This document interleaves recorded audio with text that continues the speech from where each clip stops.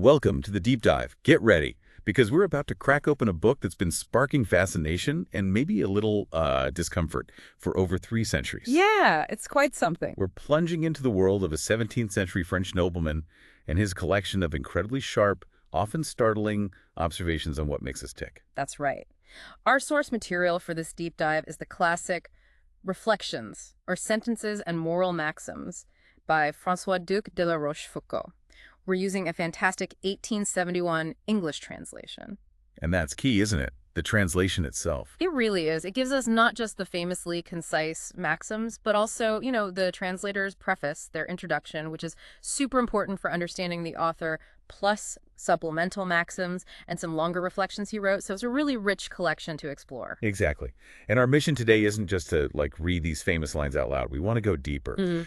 What was La Rochefoucauld really saying about human nature? Where did these famously cynical views actually come from? Yeah, the why behind it. And why, hundreds of years later, do they still feel so pointedly relevant? Sometimes even unsettling, when we look at ourselves and the people around us. What hidden truths can we pull out? Well, to start, the translators of this very edition, they stress something crucial. They say you can't fully grasp La Rochefoucauld's maxims without looking at his life. His life. Yeah, they actually describe it as the crucible where his philosophy was forged. The crucible. Okay, that's where it gets really interesting, I think.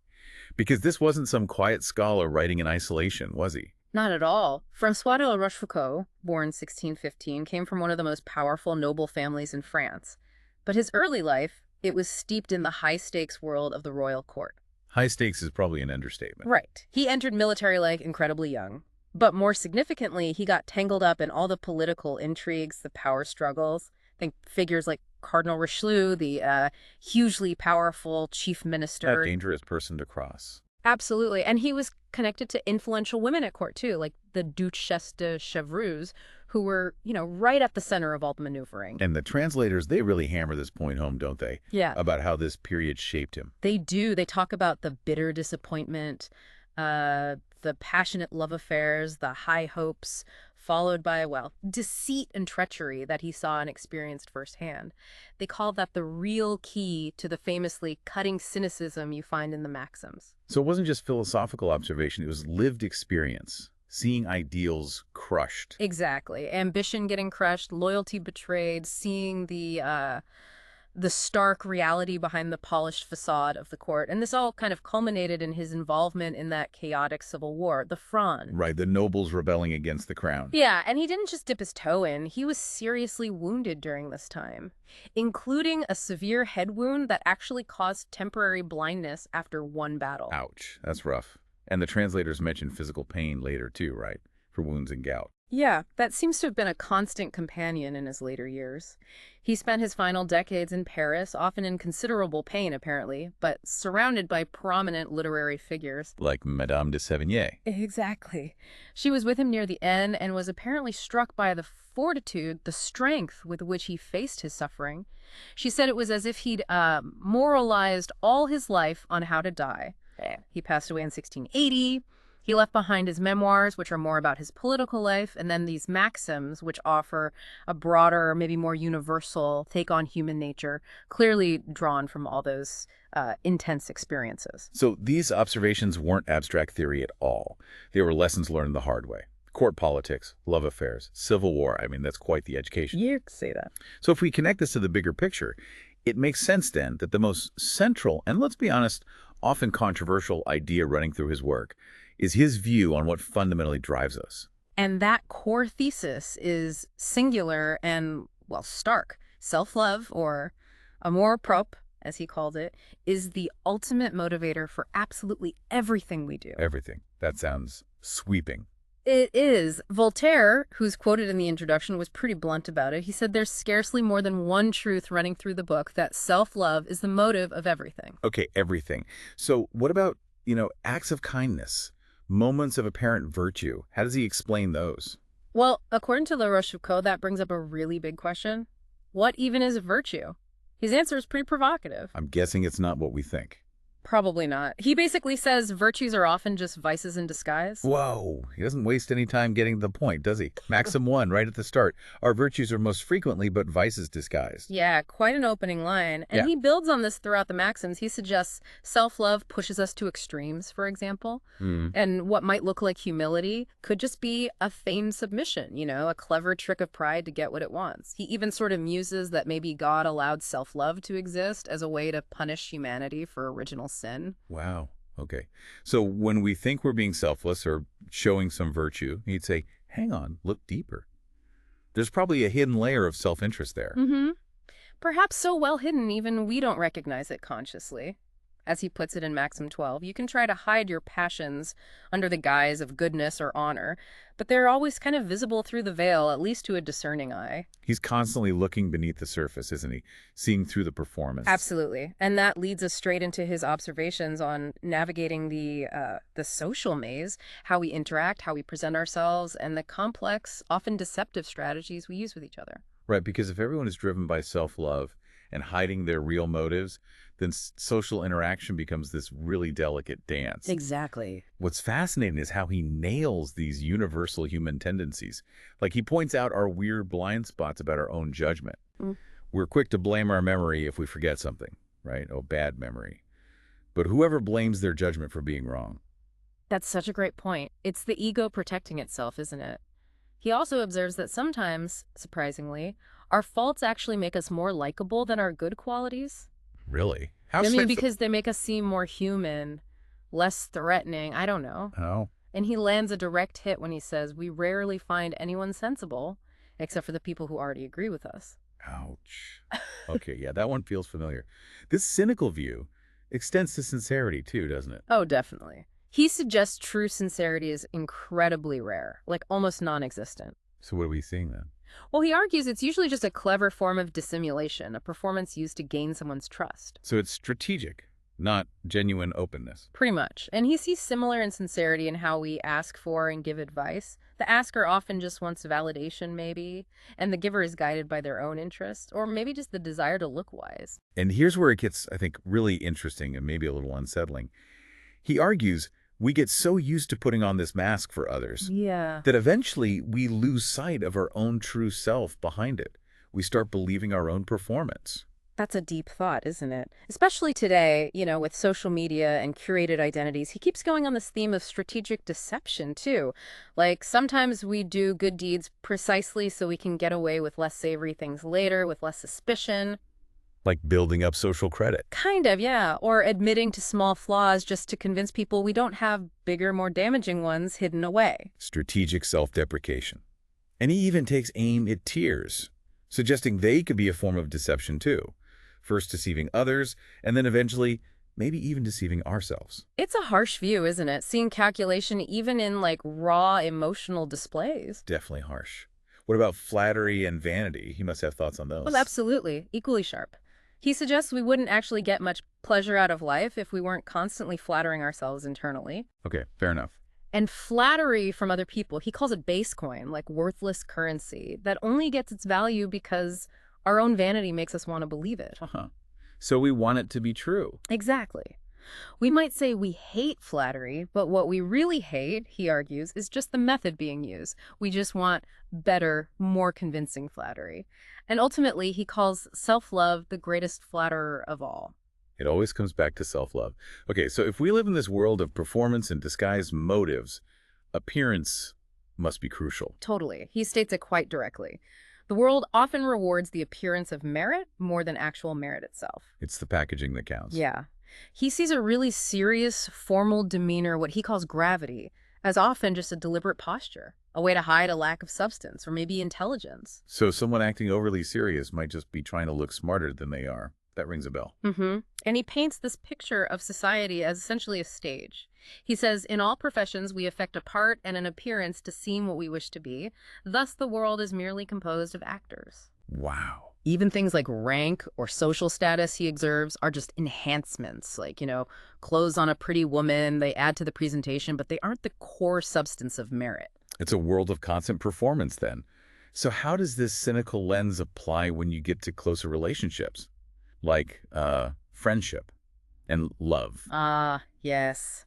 This is where some of his most famous and definitely most controversial maxims come in. Okay, I'm braced. There's one that apparently caused a huge stir among his contemporaries, Maxim 235.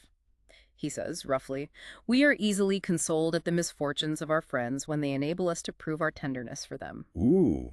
Okay, so when a friend has bad luck, part of our comfort comes from showing off how caring we are. That's the implication. And in a supplemental maxim, he's even more blunt about it. He says, "In the adversity of our best friends, we always find something which is not wholly displeasing to us." Wow, okay, that one really landed like a punch, didn't it? You mentioned figures like Jonathan Swift and Lord Chesterfield were discussing it. Yeah, they were. It implies our sympathy might be less about the friend's actual suffering and maybe more about the opportunity it gives us to demonstrate our virtue, perhaps. Or even just feel a tiny bit of relief or superiority by comparison. It's uncomfortable.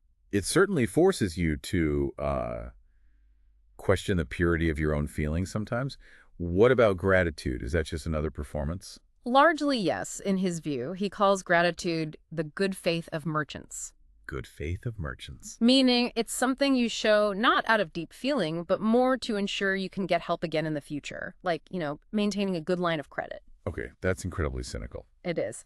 He also points out this inherent mismatch in gratitude. Like, the giver's pride in their generosity often clashes with the receiver's pride in maybe not wanting to need the help. Ah, the pride dynamic. Exactly. And oddly, he suggests being too quick to pay back a favor can almost feel like a form of ingratitude, as if you're just desperate to be free of the obligation and maybe the person who helped you. That's counterintuitive, but I can sort of see it. He really dissects these complex social emotions, doesn't he? He does. He also draws a really clear line between jealousy and envy, which people often mix up. Okay, what is his distinction? Jealousy, he says, is almost just and reasonable because it's about protecting something you possess or believe you possess, your relationship, your reputation, whatever. Right, it's possessive. Exactly. Envy, though, is pure fury. It's simply the inability to tolerate the happiness or good fortune of others. Full stop. So jealousy wants to keep what's mine. Envy just hates seeing yours. Precisely. He sees envy as even more irreconcilable than hatred, although... Yes, a glimmer of hope. Maybe. In one of those rare, slightly less cynical notes, he does suggest that true friendship can destroy envy, and true love can destroy jealousy. But given his whole framework, you have to wonder how often he thinks true versions of those actually happen. That's the kicker, isn't it? And what about love itself? He touches on definitions, but his maxims often focus more on its less elevated aspects. Like what? Well, he suggests that if a truly pure love exists, it's so hidden and unrecognized, maybe even by the lover themselves, that it's practically unknowable. Okay. Not exactly romantic. No. And while he thinks all passions can lead us astray, he reserves a special judgment for love. He says, "All passions make us commit some faults. Love alone makes us ridiculous." Ridiculous. Why ridiculous? Because it makes us act like fools, basically. It undermines that carefully constructed appearance we try so hard to maintain in the social world he describes. It breaks the performance. What about flirtation? He sees that in a couple of ways. It could be the body's wit, a kind of nonverbal cleverness and charm, or, more cynically, just the desire to gain the reputation of being someone who's flirtatious.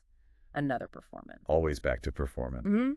And the greatest miracle of love, he writes, perhaps a bit tongue-in-cheek, is when it's powerful enough to make someone stop flirting entirely. Because the need for that external validation disappears. Maybe. He also makes this really keen observation. If you love someone too much, it's incredibly difficult to recognize when they've actually stopped loving you back. Your own feelings blind you. Exactly. And once you've truly, genuinely stopped loving someone, he believes it's impossible to ever love them again in the same way. The spell is broken. That feels quite final. And that other thought about the struggle to remain faithful being little better than infidelity. Yeah, that suggests if faithfulness requires constant conscious effort, then maybe the natural feeling, the desire, is already gone. His observations on relationships, just like social interactions, they constantly peel back the layers, don't they? Revealing potentially uncomfortable motivations underneath. They really do. Let's shift gears slightly now. How does he view our minds? Our intellect, judgment, how we handle conversation? Right. He reflected on intellect and judgment, too. He linked mind and judgment quite closely. He saw judgment as basically the mind's ability to get to the core of something, to see it clearly. But sticking with his theme, I assume emotion plays a big role. Oh, absolutely. He emphasizes the power of emotion over logic. That famous line, "The head is ever the dupe of the heart." The heart leads the head. Always, in his view. Our feelings basically dictate where our intellect goes. And the head, he adds, can't pretend to be the heart for long. Intellect just can't sustain a role that requires genuine feeling. Sooner or later, the truth comes out. He even finds a subtle kind of flirtation related to the mind. He notes that boasting about never flirting is in itself a kind of flirtation, showing off your supposed detachment. Huh. That's clever. What about actual conversation? How to navigate that? He's quite critical of our common habits there. He suggests few people are actually good or agreeable conversationalists. Why not? Because most of us spend more time thinking about what we want to say next rather than actually listening to the other person. Guilty as charged sometimes. That's a timeless observation. Isn't it? Yeah. He also adds that the immense pleasure we take in talking about ourselves, while it's rarely shared by our listeners. Another ouch. Yeah. And while talking too much about your wife might be bad taste, he finds it equally bad taste to talk excessively about yourself. So keep the self-focus in check.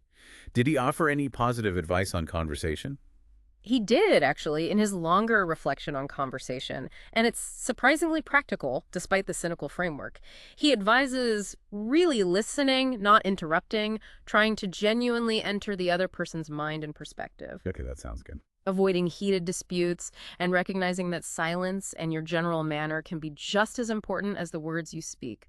It's less about dazzling people with brilliance, maybe, and more about managing the interaction smoothly, satisfying the underlying self-love of everyone involved. It still sounds like social strategy, though, managing the egos in the room. Well, yes. Yep. It's pragmatic. Moving from these external interactions to sort of inner fortitude, he also gives us maxims on strength, weakness, and how we face adversity. Right, like that classic one about philosophy. Oh, yeah. Philosophy triumphs easily over past evils and future evils, but present evils triumph over it. So true. It's easy to be stoic about problems that aren't happening right now. Exactly. And he challenges the idea of impossibility. He suggests we have more strength than will, and it is often merely for an excuse we say things are impossible. Meaning, we could do more, we just don't want to enough. That's the idea. We might be capable, but we lack the desire or the will to actually try. He seems quite down on weakness, generally. He really is. He says weakness is actually more hostile to virtue than vice itself. More than vice. How? Maybe because weakness lacks the strength of conviction needed even for good actions. I mean, that's one interpretation. And he flat out says weak persons simply cannot be sincere. Because sincerity takes a certain kind of strength to be vulnerable, open. That seems to be the implication. He also notes something interesting about self-perception. How much we value ourselves, our air or carriage, he calls it, often elevates us more in others' eyes than our background, our rank, or even our genuine merit. So confidence, or the appearance of it, really matters. It creates an impression of worth, yeah. Just like the appearance of merit gets rewarded. He also offers a sneaky strategic tip. There is great ability in knowing how to conceal one's ability. Don't show all your cards at once. Play it cool. And on taking action, he suggests that in big situations, it's often better to skillfully utilize opportunities that just happen to arise, rather than trying too hard to force or create them yourself. Be opportunistic, but shrewdly so. Right. Though interestingly, the translators note this kind of contrast with thinkers like Francis Bacon, who was more about making your own luck. Rochefoucauld leans more towards clever opportunism. Okay, let's turn now to one of his most extended and maybe most provocative reflections. It comes near the end of the main Maxims collection, his dissection of the apparent contempt for death. Ah, yes. Maxim 504. It's quite detailed, and he makes a really sharp distinction right away. Which is? Meeting death with courage, he says, is actually quite common. Many people manage that. But truly despising death, he argues that is always feigned. Always feigned. That's a huge claim. He doesn't believe anyone genuinely isn't afraid of death, deep down. He argues that what looks like contempt for death, what looks like philosophical indifference or bravery, is actually driven by other factors, not a genuine lack of fear. Okay, so if it's not true lack of fear, what is it then, according to him? Let's unpack that. What are these underlying motivations he sees? Well, he lists several possibilities. It could just be necessity. You literally have no other choice but to face it. Okay. It could be the desire for glory, wanting to go out in a blaze of fame, or the hope of being fondly remembered, regretted by others. Wanting a good legacy. Exactly. Or just the pursuit of a good reputation, even posthumously. Or maybe more simply, just the assurance of finally being free from all the miseries and unpredictability of life and fortune. So, even when facing the ultimate end, he sees self-interest still operating, a desire for reputation after death, or just relief from suffering. That's his argument. These motivations act like shelters or resources, he says, but they offer only feeble protection when death is truly imminent and staring you in the face. Right, and he makes that cynical comparison, doesn't he, between a nobleman dying bravely for fame and a simple peasant. He does. The peasant might appear just as composed, but Rochefoucauld suggests it's not fortitude, it's more due to a limited vision. They just don't fully grasp the extent of the evil, the terror of death, in the same way the more aware nobleman does. So ignorance is bliss, in a way. Or at least a shield. He even mentions that grim historical example of a lackey supposedly dancing on the scaffold just before his execution. Yeah, what does he make of that? He doubts it was genuine gaiety, obviously. He suggests maybe the man's life was just so miserable that it kind of masked the fear of death. Or maybe it was just one last desperate performance. So even at the very end, he sees layers of performance, self-deception, masking a fundamental fear. It's quite a bleak assessment. It is. Given these pretty unsparing views on human nature, how was this book actually received when it first came out? And why do you think it still resonates today? Well, the translators note it wasn't easy to capture his, biting precision in English. And the book itself went through various editions, which shows it had an immediate impact. But opinions were, and still are, really sharply divided. Right, the introduction shares some of those reactions. Rousseau called it a sad and melancholy book, didn't he? Though he admitted it felt truer the more life you lived. Yeah. And Voltaire, while praising its influence on French style, famously kind of dismissed it as having only that one truth, the self-love thing. How about others? Well, Lord Chesterfield recommended it highly, called it too exact a picture of human nature, but he confessed it seemed to sort of degrade human nature. So accurate but depressing. Kind of. On the other hand, Bishop Butler apparently condemned it fiercely. Others, like the historian Hallam, appreciated its appearance of profundity, but wondered if it just reflected the narrow view of someone only interacting with a very specific, artificial, courtly class. Like, maybe it's true for those people, but not universally. That was one critique. And Addison, the essayist, had that wry line calling La Rochefoucauld the great philosopher for administering consolation to the idle, the curious, and the worthless part of mankind. Ouch. Implying only cynics looking to justify themselves would like it. Pretty much. So you see the whole range from profound truth-teller to bitter cynic, even a moral danger. And yet, here we are, centuries later, still reading him, still talking about these maxims. Why do they still feel so relevant, even though they come from such a different world? Yeah, why do they? Well, maybe because, despite all the massive changes in society and technology, the fundamental drives of human nature haven't changed that much. Our self-interest, our vanity, our need for approval, our knack for self-deception. Exactly. Maybe those things are pretty timeless. These maxims, they force us to look beneath the polite surface of social interaction, don't they? And consider the less flattering truths about ourselves and others. They definitely challenge our comfortable assumptions about virtue, sincerity, the purity of our own motives. For sure. They might be a product of a very specific historical context, that 17th century French court, but they offer this incredibly powerful, maybe harsh but powerful lens for critical observation even now. So after this deep dive into La Rochefoucauld, what does this mean for you listening? If, as he suggests, self-love is the hidden engine behind pretty much everything, and our actions are often like those empty rhyming couplets, the bourrée he mentioned, where other people just project their own interpretations onto them. Well, how much control do we truly have over how we're seen?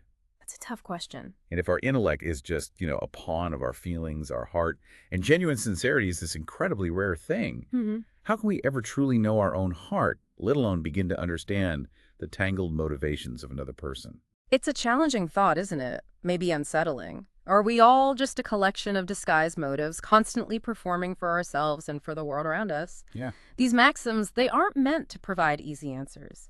But they are potent tools for reflection. They push you, maybe, to look a bit more critically at actions, at motivations both yours and others, and just grapple with the timeless, often messy complexities of human behavior.